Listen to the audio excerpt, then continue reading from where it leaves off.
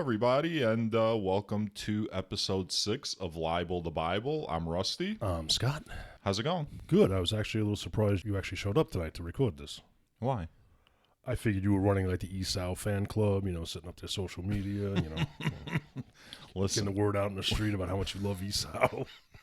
we're going to get into that today, all right? Before we get into it, though, I wanted to bring up some housekeeping. Like sometimes when you go to a concert, like the band will come out or the performer will come out. They do like 2, 3. You hope. Well, if you're seeing Guns N' Roses, you don't know when fucking Axl's showing up on stage. So, after like 2, 3, 4 songs, they'll stop and then they'll address the crowd. Hello, everybody, blah, blah, blah. So I feel like this is a good point for our show, after 5 episodes to sort of say a couple of things to the people who are listening. All right. All 3 is, let's listen up. However many there are. So the first thing I want to talk about is I want to talk about how I view people who actually believe in God. You're going there episode 6. I'm going to go there. Okay. So what I've noticed is as I've been trying to promote our show, and I've joined various groups. I see you've been a busy beaver with that. Yeah, so, I'll join an atheist group or whatever.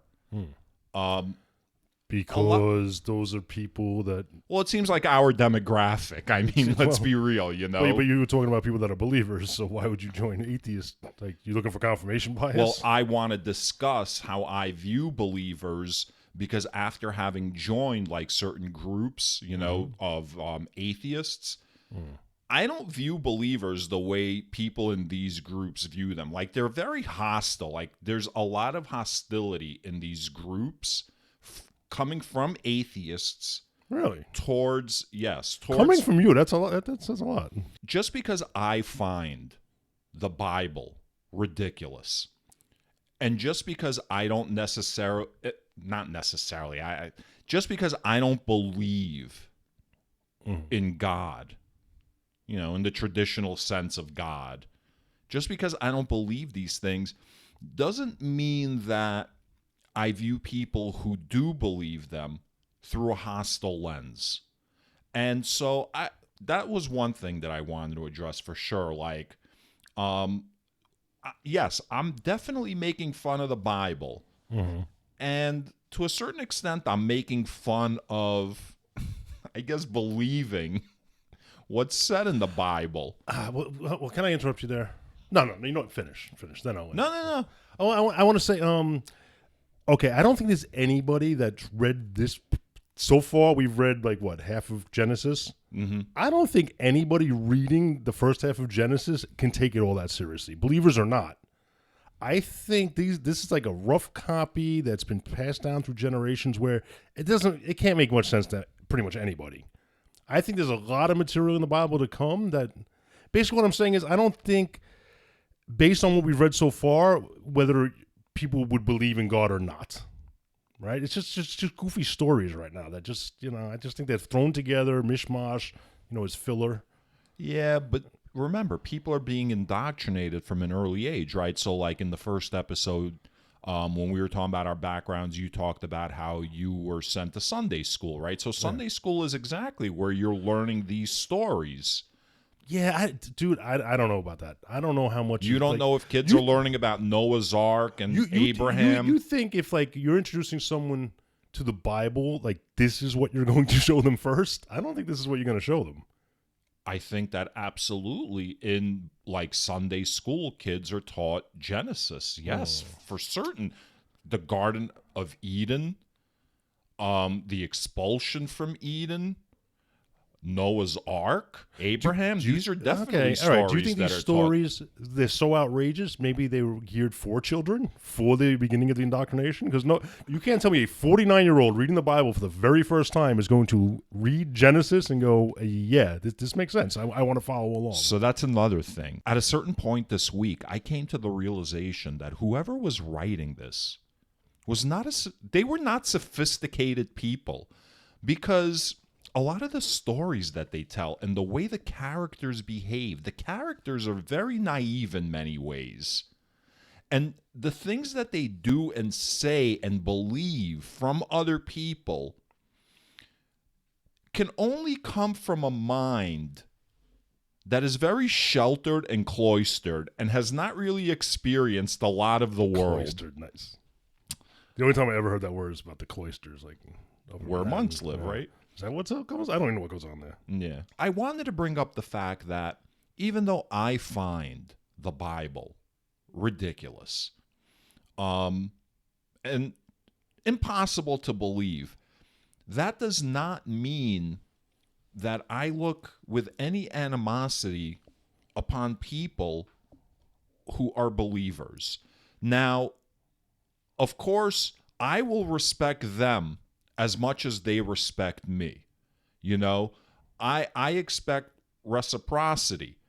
I completely give them their agency to believe in a God, to believe in the Judeo-Christian God. But you're going to completely mock the basis of their faith. It's my opinion, you know. I mean, animosity maybe takes different. Maybe animosity, you're not hostile towards these people, but you're kind of. Look, I love you. You're a brother, basically, to me. We've known each other for basically our entire lives at this point. Wait, know me in the biblical sense? No, I haven't. No, I've never known you like that. I keep trying, but you're hard to catch. So you're my brother, and I love you. But let's be real. Like, there's a lot of shit that you like that I find ridiculous, and vice versa. Like, a lot of shit that I like that you find ridiculous. That doesn't mean that we don't have common ground on a million other things, you know? So you'll watch like a show about a battleship that's like, I don't know, sent from the, like, whatever it is, you know what I mean? Where it's like, you tell me about, like, yo, have you seen, like, and I'm like, no, why would I watch that? I never say things like that to you because I know your freaking animosity and your hostile reaction is going to be. I'm really, Snob. I hope that if someone who is a believer is listening to this, or even people who aren't believers, I don't want to make it seem like I'm being hostile to anyone who believes. I'm just expressing my personal opinion. I'm just saying the foundations of your entire belief system is ridiculous. No offense. That's what you're saying, right? Like, yeah, I'm not saying you should get kicked in the head for it, but I wouldn't expect like a happy welcoming from. In my opinion, there's no God. I can't imagine believing in it. However, I was raised a certain way. I had certain experiences that other people did not, right? So how we come about our belief systems, you know, how we come about being the people we are is very specific to all of our life's experiences. So I completely recognize that. So I wanted to start off by saying that. That's what we call housekeeping here? Like a little bit. Okay. Another thing I'd like to bring up, we have some listeners from all over America. We had like a few listeners around the world. Know this? I checked. By the way, Rusty's been really delving into the technical side of this whole thing with the social media and stuff like that. So. I'm trying, I'm trying to make our launch as successful as possible. So what I've noticed is, and I'm not. I have nothing to do. I'm not doing no part in this. Scott. Oh, sorry. Okay. You just keep being you because you are beautiful. So you just keep being you. Yeah. So what I would like to say is if you are listening, it would be great if you would engage with us a little. Like, let us know what you like or what you don't like. Leave a comment, on our podcast page. Rate the episode. Like, whatever kind of engagement you can, whatever kind of engagement you can engage in. It helps us. Not only does it help the algorithms, but it lets us know you're listening and you're engaged. We just need validation. That's all. That's all we're saying. Please validate us. Make us feel like our lives aren't worthless. So those are just a couple of things I wanted Rusty to bring gets very up. depressed when he refreshes the podcast Facebook page over and over again. It doesn't see at least an emoji or something. I mean, really. That brings us to today's episode. Are we going to recap last week's episode? Previously on Libel, absolutely. But I just wanted to mention that in today's episode, we'll be covering Genesis 26 through 29. And last week's episode covered Genesis 20 through 25. It started with Abraham and Sarah at Gerar. That's where we found out that Sarah is Abraham's sister through his father. It's his half-sister. I'm sorry. Cool. That's right. She winds up giving birth to Isaac when Abraham is 100 and she's 90. This was after Hagar gave birth to Ishmael, right? So she sends away Hagar and Ishmael. She has Abraham basically throw them out. Abraham makes a covenant with Abimelech, right? Abimelech. Right. Then God, of course, in our favorite Sunday school story, very family friendly, commands Abraham to murder Isaac without questioning, on any level without questioning. He goes to murder his son, and at the last second, an angel comes down and stops him. That's where we're at so far, right? Because Sarah dies. Listen, I wasn't kidding when the recap is more for me than for the listeners. So Sarah dies. And then Abraham makes like the deal with Abimelech again, I guess, or maybe not. He wanted to bury Sarah in a cave, so they have like a big meeting, and it's like the first contract. You know, it like sets a model for like how future contracts must be agreed upon. You know, in the presence of witnesses, sort of like the ancient version of a signature. Then we get to Isaac. And all legal documents now say in witness of. And Isaac gets married to Rebekah. Abraham winds up marrying some other woman. He has some more kids with her.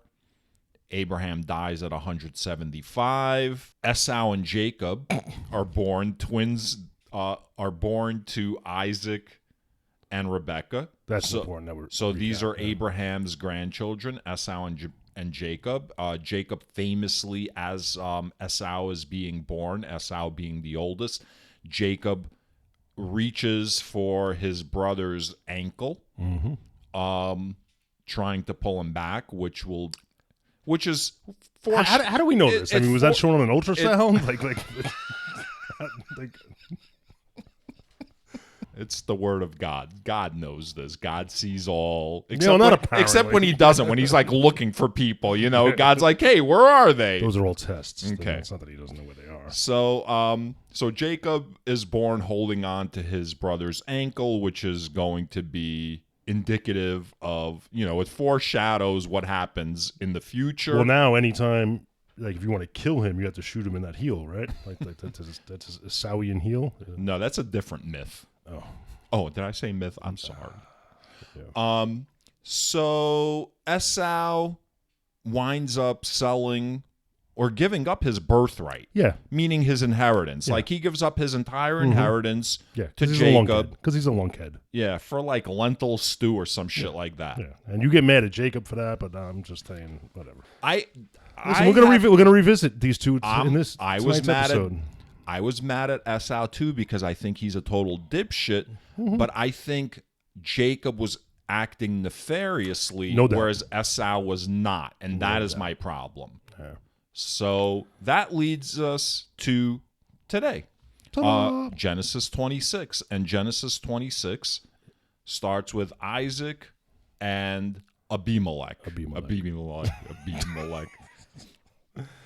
Yeah, so our story starts off with, shockingly enough, another fucking famine.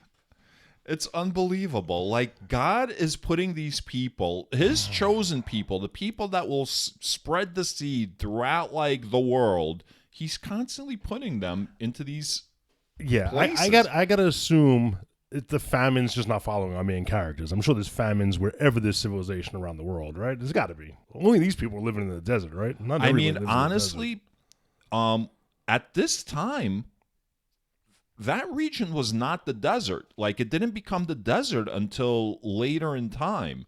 Like, 6,000, 7,000 years ago, it was fairly lush. Like the Fertile Crescent, the cradle of civilization, where we first started farming and where society first began. Do you think that somewhere in this book it's going to explain why it's now a desert? Which has nothing to do with human-induced climate change? Yes. I believe Exodus delves deeply into geology and earth sciences. And yes. I don't think sciences is mentioned in this book. No, you don't. Okay. All, but okay. If there's so many famines, maybe the answer isn't to have 15 children with 5 different women. Maybe that's not the answer. Well, the children are going to be okay because, they're suckling. Yeah, but if there's no nutrients for the suckly. Yeah. The suckled. Yeah. The suckled. Yeah, but I am aware that in a lot of populations, like endangered populations, like in animal and human populations, the goal is to have as many offspring as possible, hoping just some of them survive. This is quite a right-wing argument you're making right now. Oh, these people can't afford food. Maybe they shouldn't have so many kids. Is that what we're doing right now? I didn't realize that was a right-wing argument, but yeah.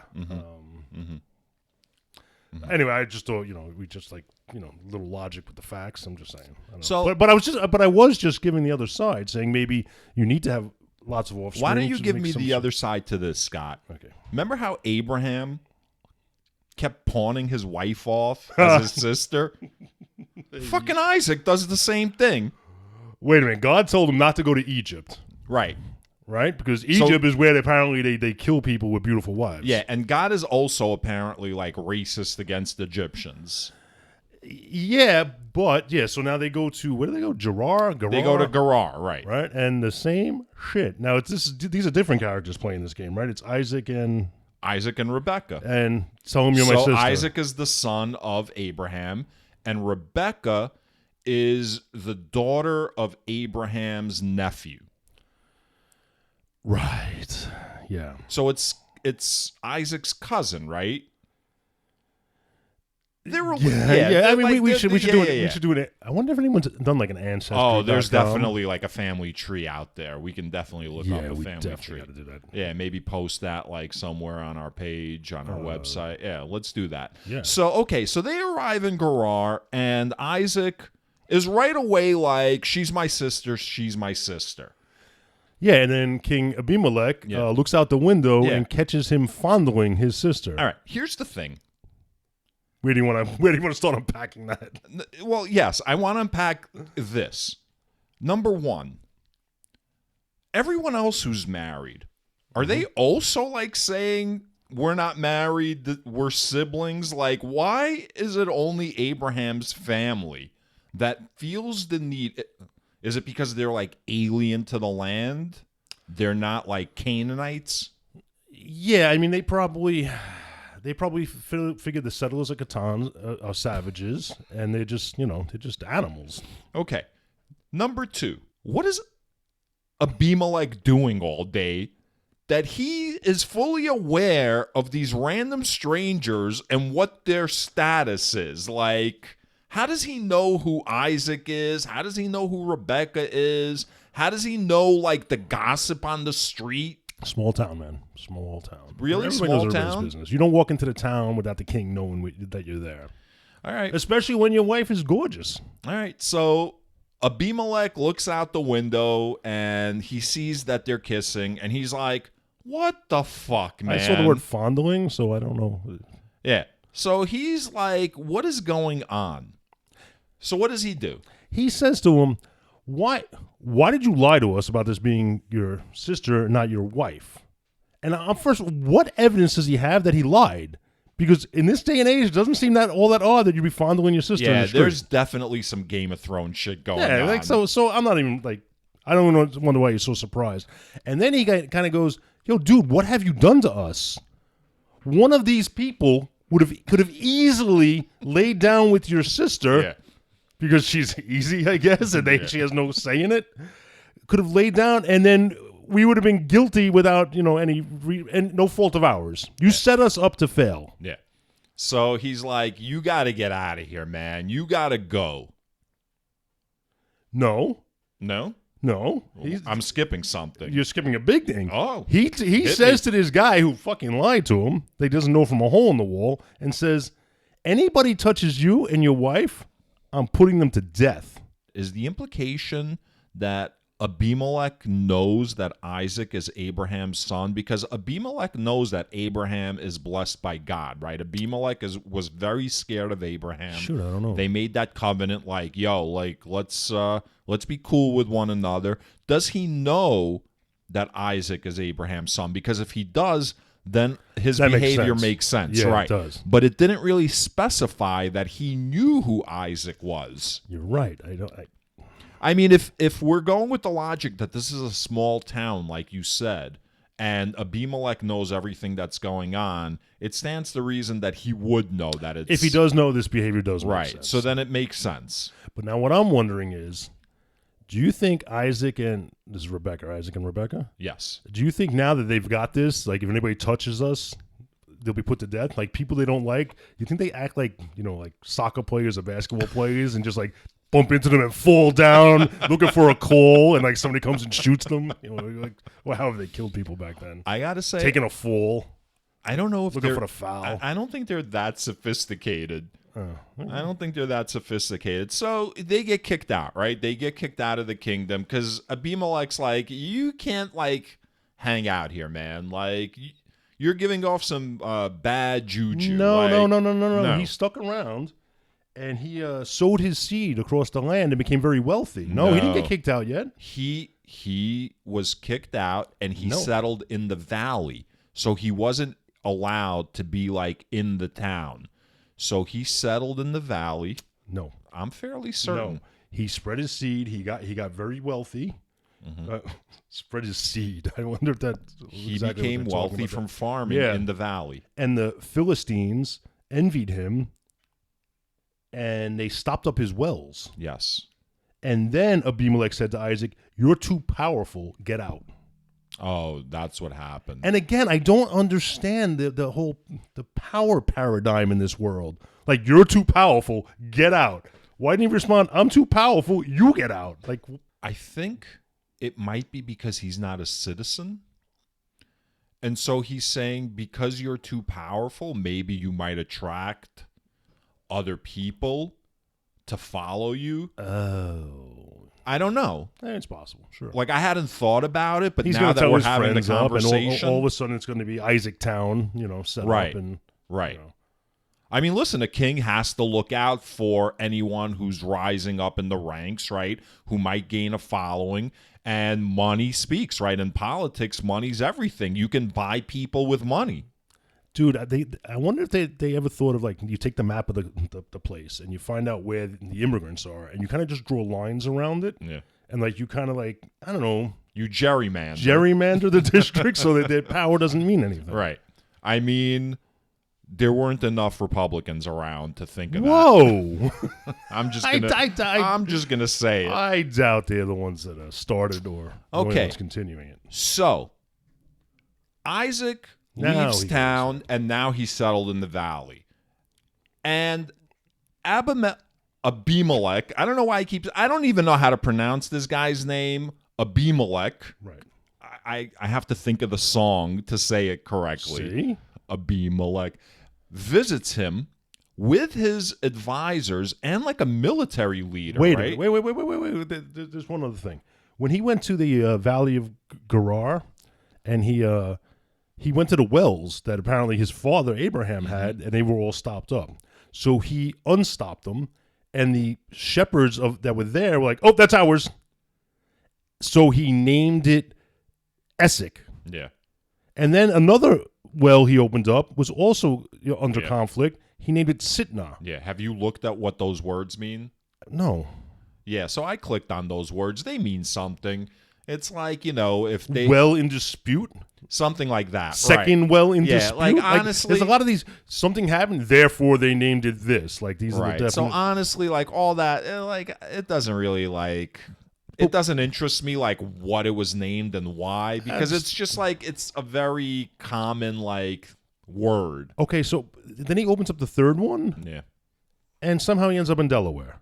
Because they named it Rehoboth, right? Rehoboth, right. I mean...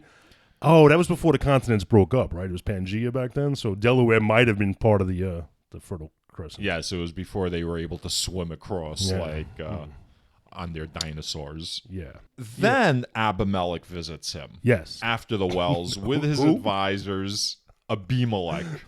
Abimelech visits him with his advisors, which includes a military advisor. Right, Phicol. Phicol? His name is Phicol, and they had a matter to discuss. He was sounds like a shitty advisor. Phicol, I mean. And so, once again, they want to make a covenant. Another covenant. The Bible is filled with covenants. Yes. What's the covenant? Basically, you're not going to fuck with us, we're not going to fuck with you. And, again, they don't have any cards to play, though. That's what I don't understand. I mean, it's cool that Isaac's chill about this, but like, I don't know. Well, what do you mean they don't have any cards to play? They've got they have an army behind them. No, that's what I'm saying. So why come to Isaac to make a covenant with him? If you got a problem with Isaac, kick his ass. Well, unless he has insider knowledge, like you mentioned. So this guy, Abimelech, he knows that Isaac's dad, Abraham, defeated like 20 armies with 300 men. Remember that? Yeah, 318. So he doesn't want the same thing to happen with Isaac, and he's afraid of attacking Isaac because the last time that he messed with Abraham's family, God made the women infertile. Yeah. So he's cautious around Isaac because even though physically he's more powerful, he understands that Isaac is blessed by God. Okay. All right. So they make a compact or a covenant, and they're not going to fuck with each other. Right. And then we have like a little section, Esau's Hittite wives. Wait, before we get to that, the servants come running over after they found water again, and they named it Sheba. Yeah. And to this day, the place is called Beer Sheba. Beer Sheba. That's pretty cool. Beer Sheba. So, which is in southern Israel, Scott, in the desert of Negev. I'm sorry, Scott. Hold on, no, southern Israel in the desert of Negev. That's where Beer Sheba is to this day. I think you're not going to comment. I researched something, man. I actually Googled it. Well, I used the popular search engine. Well, I'm very proud of you for researching, but I have no doubt in my mind what spurred this research is I know that you're nearing the end of no alcohol January, right? Dry January. And I know that when you saw the word beer pop up in the Bible, it had to trigger something. It was mentioned a couple episodes before also, but I was still early on, so I wasn't really fiending that bad. So, all right. So it's only a couple more days. We're almost done. Yeah. Don't try to reach me on Tuesday. Esau, Isaac's your boy, firstborn, my boy, he is into exotic women. He's banging like every Hittite out there. And he winds up marrying 2 of them. Yeah. One's not enough. He marries 2 of them. Who knows how many pieces he had on the side. But 2 of them he marries. One of them's named Beery. Beery? Beer with an I at the end. There's a theme. Scott, are you going to be drinking by the end of this episode? No way. Do we need to pause the recording? I've come this far. So, and the other one's named Base Math, not to be confused with like algebra and calculus. Rebecca and Isaac are not into these base women. Math, man. I thought that was I'm just ignoring it. I'm just trying to plod through Genesis 26 at this point. They are not into the women that he's choosing. No, particularly Rebecca really finds them because distasteful. yeah, as we found out, they really have a problem with other races, I guess. I don't know. Are these people actually other races? I mean, and listen, I know Abraham's family. The modern conversation is we're all one race, but we're not. Maybe we're one race. That's the word we've always used to differentiate different. You don't have to explain to me, but I'm glad you explained it to the audience. Yeah, absolutely right. So are these people? Are they different looking? Like, are they actually of a different race, or are they just from a different town? I don't know. I've often, like, every once in a while, I'll look up like Egyptians and what they looked like. Mm-hmm. Because there's like a discourse that's taking place, especially over the last as it's become more popular to explore heritages and things like that. Like, were Egyptians like what we consider black? Were Egyptians what we consider who's having this discourse? Arabic? A bunch of unaffected white people? No, not just white people. Very much a lot of people in the black community, are tracing their lineage to Egypt. It doesn't matter. Yeah, okay. That's not the point. The point is, because Egypt race was not really a thing in Egypt. Like, they didn't think in terms of race, and Egypt was very much a port of call for people from all over. You know what I like about you? I don't know what my neighbor thinks about anything, but Egyptians back in the biblical Old Testament days didn't think of race. Well, in fairness, this is coming secondhand. Like, I don't know it. Okay. I'm told that they knew it, and I'm just going to take, these people's word for it. So Egypt was a high mix of many, many different kinds of cultures. People from where Greece is today, people from Asia, people from Southern Africa, people from what is today the Middle East. And so Egypt was this whole amalgamation of like all of these different cultures. And remember, Egypt was an empire for thousands and thousands of years. So, there were people who were marrying and having kids from all different cultures. So race was not as important. So why in particular did she not like these type of people? That's what I'm saying. Is it all Hittites or just these Hittites? Maybe they weren't like... Because I don't believe, not to go ahead of anything, but I don't believe they ever mentioned why she dislikes these women. They just ruin her life. See, the Bible doesn't really mention a lot of whys. We're just supposed to be like, all right. Yeah, fine. All right. So that gets us to Genesis 27. Isaac blesses Jacob. Isaac's real old. This is quite the fucking story right here, man. I'm gonna lead with this and say I loved this story. You loved this story. This was prime time drama, like Knots Landing, Dallas kind of drama. So you knew this was gonna really fucking piss me off, right? Because this is my boy we're talking about. Yeah. Yeah. Your boy, Jacob, as we found out last episode, apparently Scott's all ride or die with fucking Jacob. No. You were ride or die with Esau. I just said I preferred Jacob. I'm on Team Jacob. You were ending podcasts, ending relationships. So you were ride or die. Yeah. So, as you've stated, Isaac's old and blind. Yeah. So, like, his last wish, really, is he wants to bless Esau. Yeah. Now, Esau's already given up his birthright, right? So when Isaac dies, everything material that Isaac owns is going to get passed to Jacob.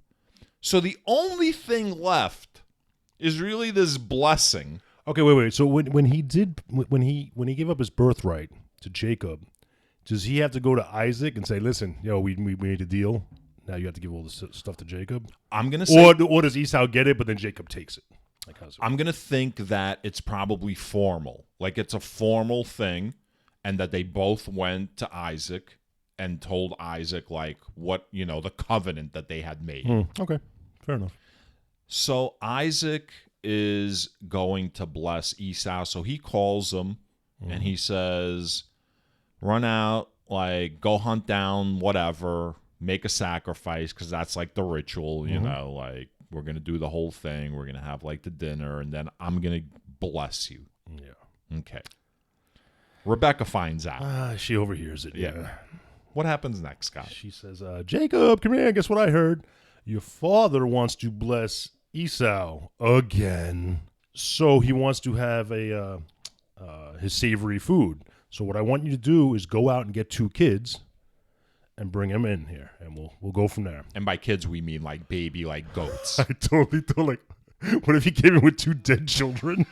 I was like, oh, kids. I mean, listen, after the shit that we've read, that would make sense too, right? Because remember, Isaac's going to bless, he's going to give the Lord's blessing, right, to his son. The same Lord who was like, yo, Abraham, why don't you go and kill Isaac? But he was just playing, though. Yeah, he was just messing playing. around. All right. You know, so Jacob comes back with 2 of the neighbor's kids dead. All right. So Rebecca instructs Jacob to bring 2 kids. To bring 2 kids. So he does, and they well, kill. no, he's apprehensive about it. He's like, wait a second. Yeah. I'm afraid to do this because, you know, Isaac, he's going to know I'm not Esau. Because, and they explain it now, because Esau's a hairy man, and Jacob's a smooth-skinned man. Yeah. Not much hair. You know, not to mention, like, I'm sure they have different voices. Yeah, and we get to that. Yeah. So so they kill the goats. They make the food, and then she takes the skin of the hairy skin of the goat. Yeah. And puts some of the skin on his hands and by his neck that's exposed. Yeah. After he gets dressed in Esau's clothes. Yeah. And then he goes to Isaac with the food. Right. And Isaac immediately is suspicious. Something's up here. So Genesis 27, verse 18. So he went into his father. Now, usually when they say somebody went into someone, right? But, all right, I'm assuming he didn't go into him in the biblical sense. Or even put his hand under his thigh. But in this family, anything is possible. So he went into his father and said, my father. And he said, here I am. Who are you, my son? Jacob said to his father, I am Esau, your firstborn. I have done as you told me. Now sit up and eat of my game so that you may bless me. But Isaac said to his son, this is where Isaac is extremely suspicious, How is it that you have found it so quickly, my son? He answered, because the Lord your God granted me success. Then Isaac said to Jacob, come near that I may feel you, my son, to know whether you are really my son Esau or not. What kind of fucked up family, by the way, is this where he sends out his son to get him like a goat to bring back, and his son comes back, and immediately he's like, I don't know if this is my son. I gotta like totally like check this out. Yeah, because first of all, let me tell you how messed up Isaac is and why I have a little empathy for Jacob. Jacob's like, hey, Dad, I brought some food. And he's like, who the hell are you? Doesn't even know his voice because he gave him so little respect in his entire life. So little love, so little hugs. Yo, man, he didn't even know his son's voice. You have really crafted an argument to stick it to me. Just saying, no, it's not to stick and to you. It's working. That's a great point. Yeah, I mean, listen, that's a good you point. You love privilege. I mean, that's birthrights. A good point. You like birthrights. Well, look. Man didn't have to do a damn thing. He was born privileged. And you love that. Yeah. Okay. So here's the thing. Let's say you're right. Let's say Isaac was a real piece of shit. Forget that I'm right. He didn't know his own son's voice. All right. Let's think on that. Yeah. All right. I'm done thinking on that. He doesn't know his son's voice, but it was typical of that time, right? Like his birthright is supposed to be passed down to his firstborn son. That's just the way it works. It's not Esau's fault. Isaac could have handled it a much better way. Isaac could have been a true brother to Esau, right? And then Esau, out of the goodness of his heart, would have most likely taken care of Jacob. But instead, Jacob and Rebekah were conniving pieces of shit. Well, I like to think Rebecca was more conniving, and Jacob was just kind of weak-minded, and he Like just a kind of went mama's along boy. with it. Yeah, he kind of went along with it. Yeah, so he goes along with It's it. the only love he got. How could he not? So Isaac is all suspicious, and he's like, "Are you really my son Esau?" And Esau answered, "I am." Jacob answered. I'm sorry, Jacob. "Are you really my son Esau?" And then Jacob answered, "I am." Then he said, "Bring it to me that I may eat of my son's game and bless you." And so he brings it to him. He eventually goes over to receive a kiss from Isaac. Isaac smells like the clothing, which are Esau's clothes. He feels like his hands with the sheepskin on it. Listen, the guy's near death. He's blind. He's probably like 180 years old. Right. Long story short, he winds up blessing Jacob. And it's not just a mild blessing. It is like a huge blessing. It's like, you're going to have the best animals, the best crops, the best land. Everybody's going to kiss your ass. Fuck everybody that doesn't bless you. I'm going to curse. Like, it's a huge blessing. Yeah. It's not like just after sneezing, like God bless you. It's a big blessing. Yeah, no, it's like one of those birthday wishes, that goes on too long. It's like, we wish you So let me ask you this. So you think Isaac's aware that Esau gave up his birthright to Jacob? Do I think Isaac... Because there's nothing in here that says that he's Yes, I aware. think he's aware. Okay, because if he wasn't aware, not only would he assume that Esau still had his birthright, he also had to pile on this huge blessing. You see how the favoritism towards Esau is a little ridiculous? No, hold on. I'm sorry. Jacob is getting Isaac's birthright. So Isaac is probably like, the least I could do is bless I hope Esau. that's the case. That's what I just hope that's the case. You're just speculating that Isaac knows about the birthright thing because it doesn't particularly say it. So hopefully, he's trying to even. All right, maybe he's trying to even the score. Well, then I can respect that. Well, it seems like everyone knows everything that's happening because in the next section, right, Esau finds out what happened, right? That his blessing was stolen. He finds out because he brings his food in all prepared and says, "Dad, I'm here with the food." But he's a day late and a shekel short, I guess. Yeah, and his dad's like, "Whoa, what's going on?" And right away, by the way, he knows, right? They both know right away who came in. Okay, yeah, I mean, Isaac's condition, he might have like varying degrees of consciousness. He might be in and out of, I just think like there's a pattern of behavior from Jacob that they both know exactly what went on.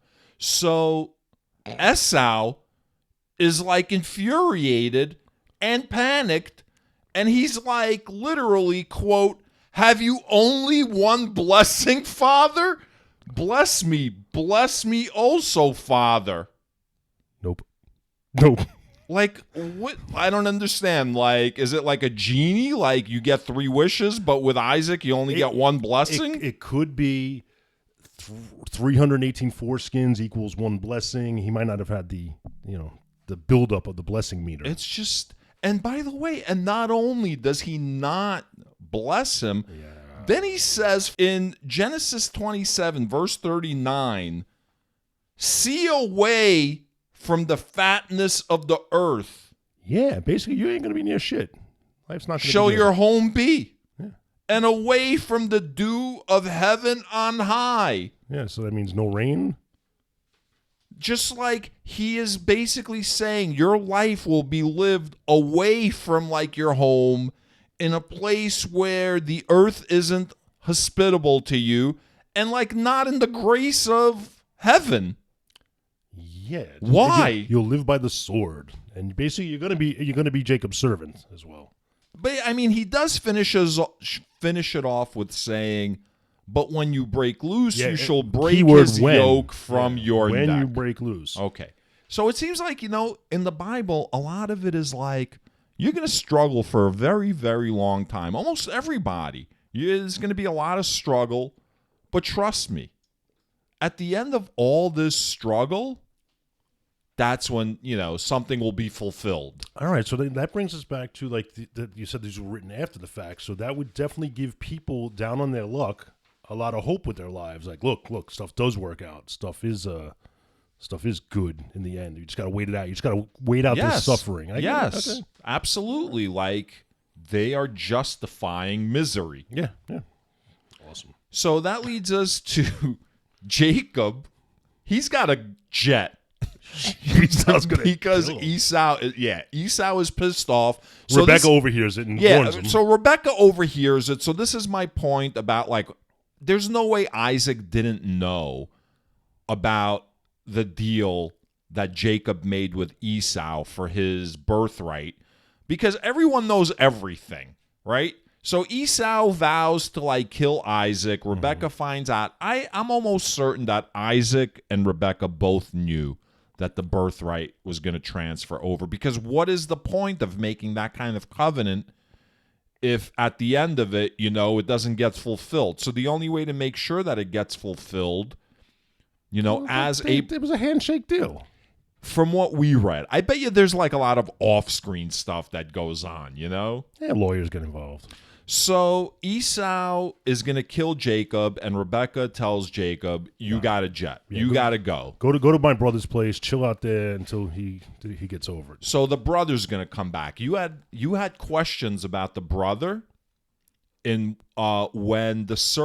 Abraham's servant went to find a wife for Isaac.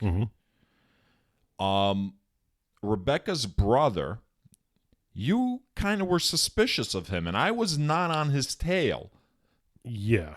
But it's going to turn out that your suspicions were accurate about him. Before we go any further, just not to keep kicking Esau's ass, when Isaac told him to go out and get the food, and Jacob came back again before Esau. Esau's thing was killing animals. That's his thing. Yeah. So the first time when he gave up his birthright, he was out in the field, came back famished. So again, not good at hunting apparently. Then his father goes out and says, "Get me food." It had to be at least a few minutes before Rebecca got a hold of Jacob and said, "No, we got to beat him to the punch." How does he get the food first?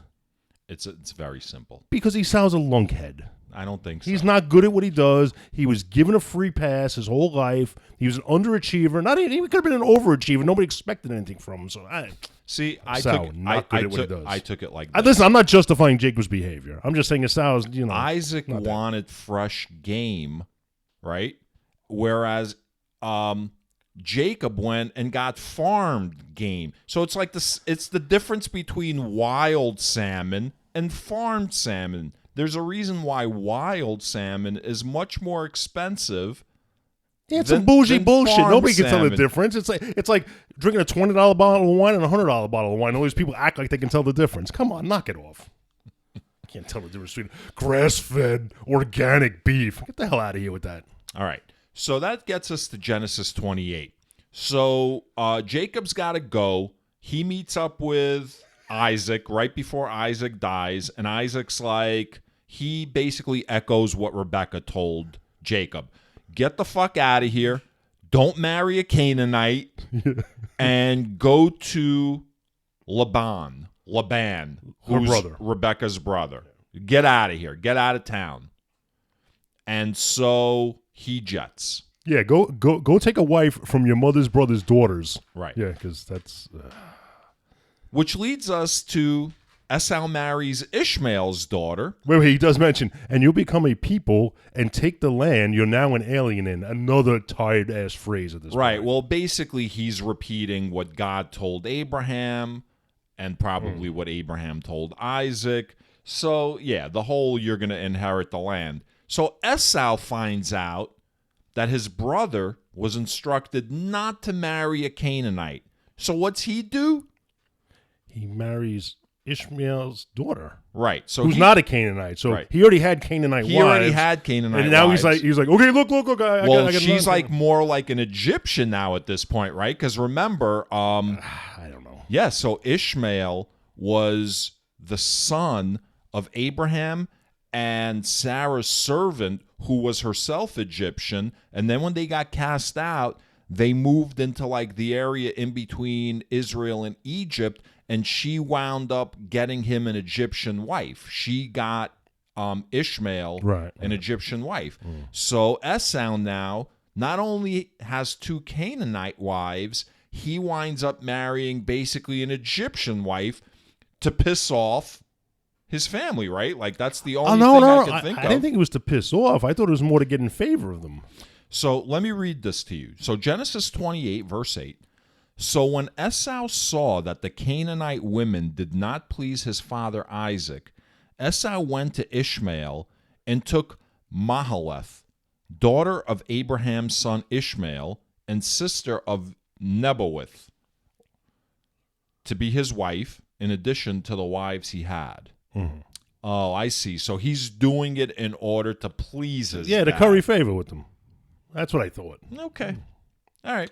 So that leads us, Genesis 28, to Jacob's dream at Bethel. So he's on his way back to, I think it was Haran. Is that where? Haran, yeah. Yeah. So he's on his way to Haran, to Laban's house. Mm-hmm.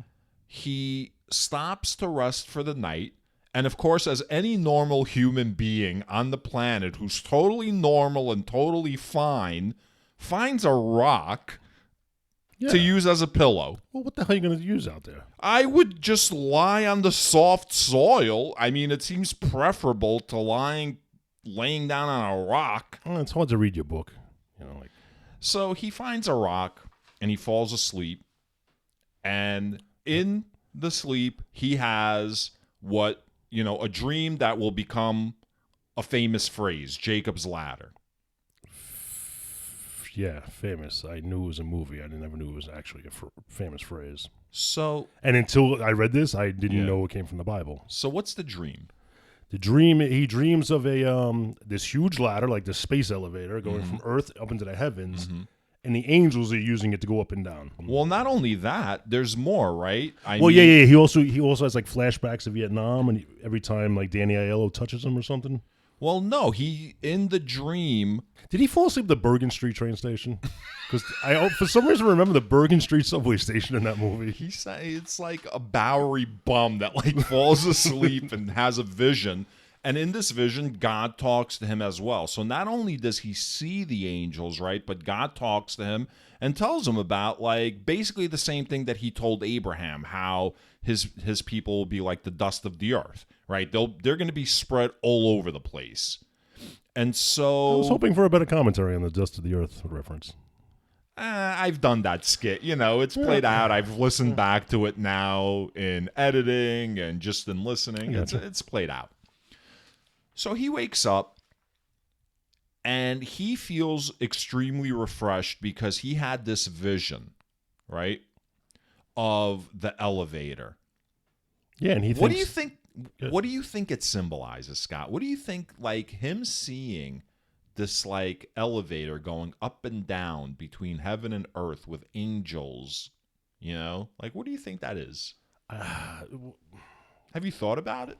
I did. Do you remember Tom and Jerry cartoons? Sure. Do you remember when Tom died? I know the cartoon you're talking about. And he went up on the escalator? Yes. So was that considered like Jacob's escalator? No, that's like specifically for people who die, right? Jacob's seeing an actual angels coming from heaven to earth and then going from earth to heaven. Do you think they're actually like climbing the ladder like a human, like a biped would climb a ladder? No, I don't think it's like a ladder in the sense that we think of a ladder. Okay, it's just It's probably like, whatever. Like, the more I thought about it, because I wasn't sure, you think it kind of represents the fact that God is with us. Mm-hmm. So God is always like he's sending his emissaries, So like, it's like a vision of the fact that God is looking out for us and God is a part of us, because he's sending his emissaries like back and forth from heaven back to heaven, like he's got his minions like working shit. That's interesting. I don't know.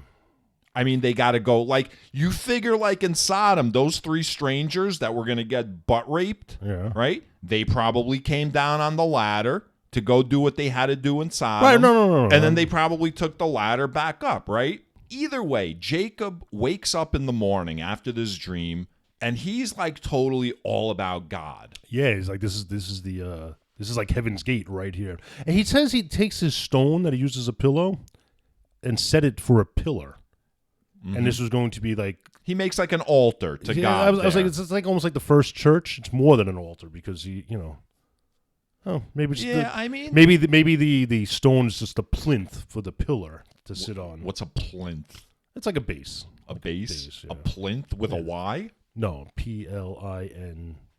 Okay. Plinth. Yeah. So he's like really refreshed, and he's like basically an evangelical at this point. He's like, I'm all about God. Okay, what's an evangelical? An evangelical is like a Protestant, is a certain kind of like Protestant, right? I asked you the question, not because I'm trying to trick you. I don't know the answer. I hear the term a lot. I think an evangelical is someone in the Protestant faith, like whether they're a Southern Baptist or like a Presbyterian. Okay, none of these things exist who's yet, so. highly devoted to God and the teachings of the church. All right, like a Joel Osteen? Yes. Okay, cool. Genesis 29. Wait, before we get there, Okay. he wakes up and says, this is none other than the house of God, and this is the gate of heaven. And then he says something, sets up the stone and the pillar. This shall be God's house, and of all that you give me, I will surely give 1/10 to you. Yeah. Who is he talking to, and what the hell is he talking about? He's talking to God. So again, this is a tithe. Remember, like 1/10 was brought up earlier somewhere, Right. So he And says now- this will be a house of God. So I'm thinking this is going to be like this is going to be almost like the first Like the church, first maybe. church? Yeah. Well, let's not call it church because like the first A place to collect money off. like people? whatever, like a temple. Like I guess back then a temple would be a better place, right? So he builds like maybe like the first temple to God. All right. And that gets us to Genesis 29. Mm-hmm. Jacob meets Rachel. It was almost the She had a very distinctive haircut that everybody wanted to have. Was at it? the I time. didn't even notice that. Yeah, they actually called it the Rachel.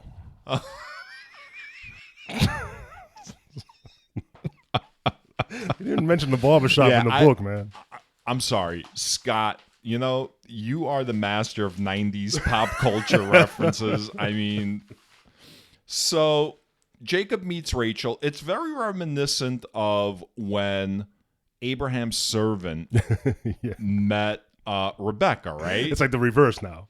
Yeah. He sees a woman coming. So Jacob arrives in Haran, and I don't know, there's like, maybe you found some significance to it. Maybe there is some significance to it. I don't know. I was confused by this because Yeah. he found 3 flocks of sheep by Yeah. the well, but the well had a massive stone over it. It was capped. So the people that shit in the well that you keep mentioning, Yeah. they can't shit in the well. So it's got a cap. Well, maybe that's why they had a cap, and so many people were shitting in the well. They were like, yo, it's not for shitting. Exactly, yeah. So they had the cap. They got to protect the water supply. Right. So now he's talking to the shepherds. And he goes, do you know Laban? They're like, yeah, we know the dude. He's like, okay, cool, blah, blah, blah. Now he sees Rachel in the distance coming with a 4th flock. Uh-huh. Now Jacob was like, yo. And he's like, boing. But before that, he's like, oh, like, he's in a strange land he's never been. He tells these shepherds, what are you doing? It's middle of the day. Why are the sheep getting watered now? Put them out to pasture. Yeah. They should have been like, dude, who the fuck are you, man? You don't know how we do things here. But then Rachel shows up, and he runs over to the stone and single-handedly uncovers the well. Yeah. Okay, and then I guess waters her sheep and then kisses her. And then, right. So here's the thing. So Jacob seems like an entitled prick, even despite your arguments that he was always passed over for Esau. He seems extremely entitled, and I completely blame his mom, Rebecca. Rebecca probably doted over him. He's like one of those kids, Somebody had to. whose mom was just overly praising him constantly and telling him, like, you can do no wrong. And so, so he has this false this confidence based on nothing. Well, and then he kisses her, right? Like just kind of. Just out of nowhere. Well, I think at this point he's a celebrity, and someone famous once said, "When you're a celebrity, you can just run up and kiss on them." He's not even as he's like a kid of a celebrity. You can just kiss them and do whatever you want. He is That's just the locker room talk. grandson. That's just locker room He's talk. the grandson of a celebrity. Wait. After he kisses her, Yeah. he weeps. Like, dude, man, like, how emotional are you? Or is he in a lot of pain for moving that stone by himself? Like, did he fuck himself up? And he's just like, what's with the weeping? And why does she find that attractive? He just, dude, man. He's a beta cuck. But he's not because not at he's all. so forceful. Yeah, I don't know. He is perhaps bipolar. I don't know. I mean, off to a good start. He seems to have like these highs and these lows. So he runs up, kisses her, and then tells her, "Hey, you're Rachel? Hey, blah blah blah. We're related." Well, yes, because that's like the end. And also, listen, this is a time and a place where apparently brothers and sisters get married, and they're not really related close enough where that would matter. Other than, like, we should get married because we're related. Huh? I didn't follow that. We're from the same bloodline. We're from the same family. It's almost like royalty. Oh, the way you looked at me when you said it, almost like you were talking about us. Like, we should get married because we're related. It was No, weird. like, you kind of. The context was us talking about Oh. Jacob meeting Sorry. Rachel. Cut that out then. I'm not going to cut that out. But, Scott, Sorry. will you marry me? No, because I don't think we're related. They're going to go back to Rachel's house. Well, actually, it's not Rachel's house. It's Laban's house. Laban's house. And by the way, she runs home to tell Dad. Oh, yeah, she like runs. Oh, this guy's related to me, and he's like, "School a husband for you." Right. So Jacob and Laban, they make a deal. Yeah. The deal is Jacob's going to serve Laban for 7 years, and afterward, Laban is going to give Rachel to Jacob to marry. Let me point out that Rachel is the second-born daughter. There was a first-born daughter that he didn't care about. He cared about the second-born daughter. Right. And her name was Leah, I think. Leah, yes. Yeah. So Jacob, he agrees to this deal. I'll work for you for 7 years, and then you can give me Rachel. I mean, Rachel must have been like some piece of ass. I mean, he couldn't find anyone else in this town. He's committing to the long game. Yeah. Definitely. So Jacob, he didn't even have a problem. He had a good time. Like, he liked working there. Time like flew. Like 7 years did not seem like 7 years. So the 7 years are up. And Genesis 29, verse 21. And he goes, the 7 years up. 7 years are up. I really need to get into Rachel. Is this the 7-year itch? Yes. No. Yes. No way. It seems like we're finding like a lot of stuff, right? Oh my like God. Yeah. All right. Cool. So I have a 6-month itch. Like every 6 months, like I just start itching like around my scrotum for some reason. And then you bathe. So Genesis 29, verse 21. Then Jacob said to Laban, this is after he serves the 7 years, "Give me my wife that I may go into her." This is like the dad, you know? He's like, "Yo, man, can I have your daughter so I can finally like dump a load in her?" You see the commercial that's on now? The kid's eating chips. And he goes, "Mr. Livingston, your daughter's a really good kisser." I haven't seen it. So, "Give me my wife that I may go into her, for my time is completed." So Laban gathered together all the people of the place and made a feast. Wait. You know, every 7 years of a Vulcan's adult life, they go to the pond far. So Well, they go crazy, right? Yeah, so this could be like that too. So you think the Bible is just the Vulcanian. backstory of like Star Trek? Oh, So Laban gathers all the people of the place and made a feast. But in the evening, he took his daughter Leah and brought her to Yeah. Jacob. Yeah. And he went into her. The next morning. Yeah, he didn't know. He finds out the next morning. Yeah, he and didn't complains know about, until the "My next ass, morning." He knew. Right. Come Right. on. How do you not know? Right. You've been doting on this girl for 7 years. Did she come in with like fake hairy skin on her or something? Understandably, Jacob, he's not only looking for sex, he has fallen in love with, what's her name, with Rachel. Yeah. So in the morning when he sees it's Leah, he goes to Laban and he's like, yo, what the fuck? Yeah. Mm-hmm. And Laban's like, well, like, you know, in our culture, we typically give away our firstborn daughter. You know, like we can't give away the youngest daughter before we give up like the oldest daughter. But that's not the deal he made, right? Like he made a deal up front, you know. Right. So and since it's nothing for people to marry multiple wives, he could have gotten both of them. Yeah, Laban is shady. So then Laban's like, all right, you know what? Why don't you fuck Leah for a week? And after a week, if you do a good enough job of fucking her, I'll give you Rachel too. See, I didn't understand this because basically I read, he said, work for me for 7 more years, and then you can have Rachel. Right. But then they say the word week. Well, here's the thing.